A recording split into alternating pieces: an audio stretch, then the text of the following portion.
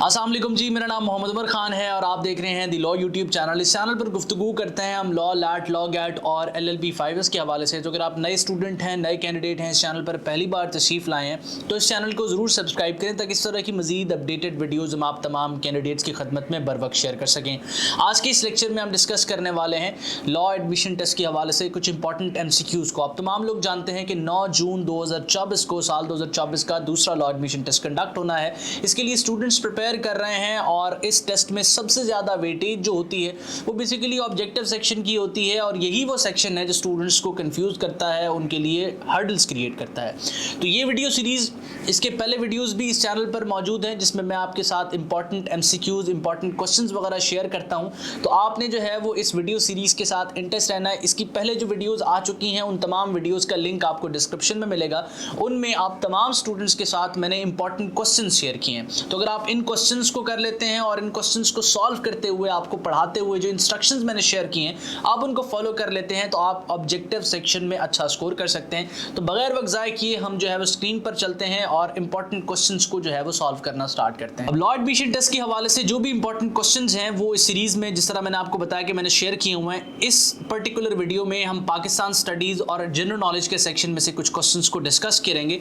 तो सबसे पहला क्वेश्चन इस वक्त आपको अपनी स्क्रीन पर नजर आ रहा है। मैंने कोशिश की है कि वही क्वेश्चंस इंक्लूड किए जाएं जो इंपॉर्टेंट भी हैं और उस तरह के क्वेश्चंस रिपीट भी हो रहे हैं। तो अगर आप इन क्वेश्चंस को पढ़ेंगे और इनसे रेलेवेंट जो गाइडलाइंस मैं आपको दे रहा हूं आप उस पे जो है वो अमल पैरा होंगे तो आप अच्छा स्कोर कर सकते हैं। इस वीडियो में आगे बढ़ने से पहले आप लोगों को एक जो है वो अपडेट मैं देता चलूं कि अगर आप लैट प्रिपेयर कर रहे हैं तो इस वक्त हमारे कोर्स पर जो है वो 75% हम डिस्काउंट ऑफर कर रहे हैं स्पेसिफिकली 9 जून के टेस्ट के लिए। तो अगर आप एक ऐसे स्टूडेंट हैं जो किसी रिसोर्स की तलाश में है, किसी रिसोर्स पर रिलाई करके प्रिपेयर करना चाहते हैं, एटलीस्ट अपनी रिविजन करना चाहते हैं, तो स्क्रीन पर मौजूद व्हाट्सएप नंबर को आप इस्तेमाल करके हमारी टीम के साथ इन टच आ सकते हैं और अपनी रजिस्ट्रेशन 75% डिस्काउंट अवेल करने के बाद हमारे कोर्स में करवा। तो इस वक्त सबसे पहला क्वेश्चन आपको अपनी स्क्रीन पर नजर आ रहा है और K2 के बारे में पूछा जा रहा है कि K2 is present in which mountain range. अब माउंटेन रेंजेस से रेलेवेंट जो है वो आपसे क्वेश्चंस पूछे जा सकते हैं और माउंटेन पीक से रेलेवेंट आपसे क्वेश्चन पूछे जा सकते हैं।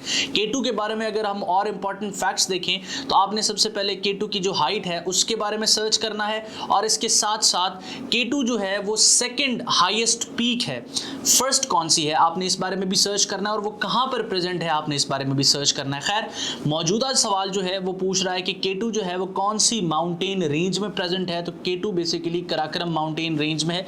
उसके बाद आपका दूसरा सवाल है, दूसरा सवाल भी माउंटेन रेंज से रेलेवेंट है कि नांगा पर्वत इज पार्ट ऑफ हिमालय।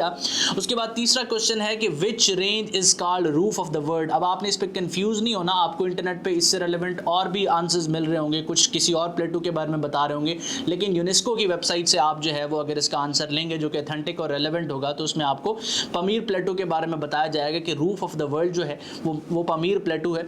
उसके बाद जो है वो आपका क्वेश्चन आता है, क्वेश्चन नंबर 4 के name of the range that separates China and Pakistan. अब आपने इस तरह की रेंजेस देखनी है जो कि चाइना को पाकिस्तान से सेपरेट कर रही है, पाकिस्तान को अफगानिस्तान से सेपरेट कर रही है।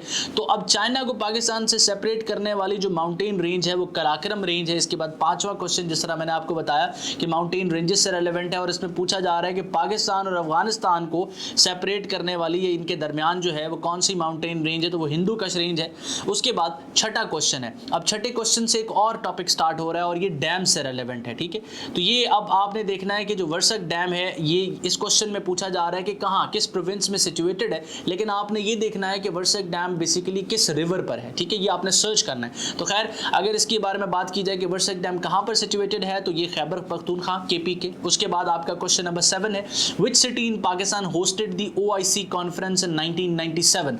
अब आपने देखना है कि OIC के मेंबर कंट्रीज कौन से हैं, ये आपको हर क्वेश्चन में एक असाइनमेंट में सर्च कर रहा हूँ। और इसके अलावा कौन सी ऐसी रीजनल ऑर्गेनाइजेशंस हैं जिनका पाकिस्तान मेंबर है उस बारे में भी सर्च करना है, जिस तरह सार्क वगैरह। तो OIC की जो कॉन्फ्रेंस 1997 की थी ये इस्लामाबाद में हुई थी। इसके बाद आपने सर्च करना है कि और कौन सी जो कॉन्फ्रेंस है OIC की वो पाकिस्तान में हुई है।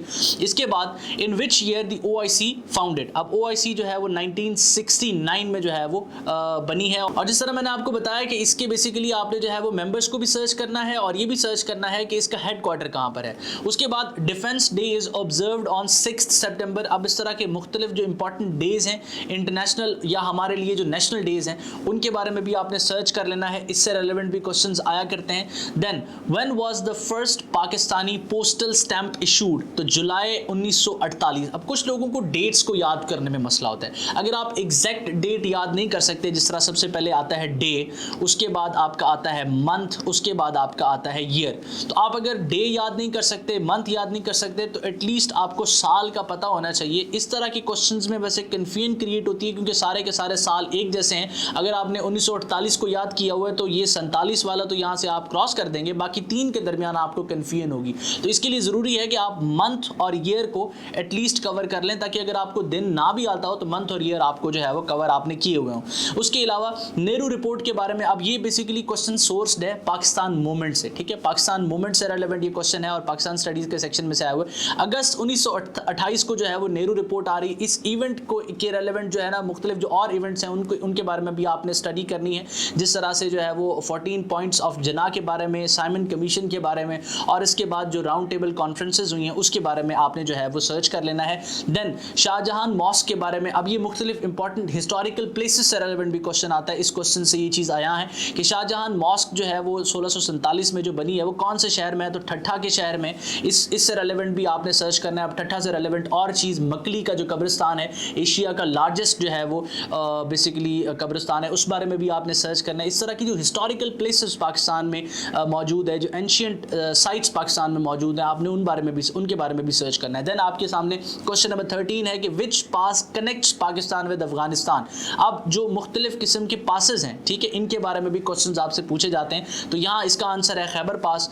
देन आप आगे चलेंगे कि how many countries are member of NATO, तो नेटो के जो मेंबर कंट्रीज हैं वो 32 हैं। अब इसके जो मेंबर कंट्रीज के नाम है वो आपने एक बार देख लेने। आपको क्वेश्चन इस तरीके से भी पूछा जा सकता है कि क्या पाकिस्तान नेटो का मेंबर है, क्या जो है वो चाइना नेटो का मेंबर है। चाइना से रेलेवेंट तो खैर नहीं है, लेकिन पाकिस्तान की हद तक वो मुख्तलिफ ऑर्गेनाइजेशंस के हवाले से पूछ सकता है कि क्या पाकिस्तान इस ऑर्गेनाइजेशन का मेंबर है या नहीं। देन हम आगे चलते हैं कि Pakistan is not a member of which of the following organisation. तो अब यहाँ पर आपने देख लेना। अब अगर आप जानते होंगे कि यूएनओ के मेंबर कौन है, सार्क का मेंबर कौन है, एससीओ के मेंबर कौन है, तो आपको इल्म होगा कि पाकिस्तान जो है वो G20 में नहीं है, इसलिए आप इसको टिक कर सकेंगे।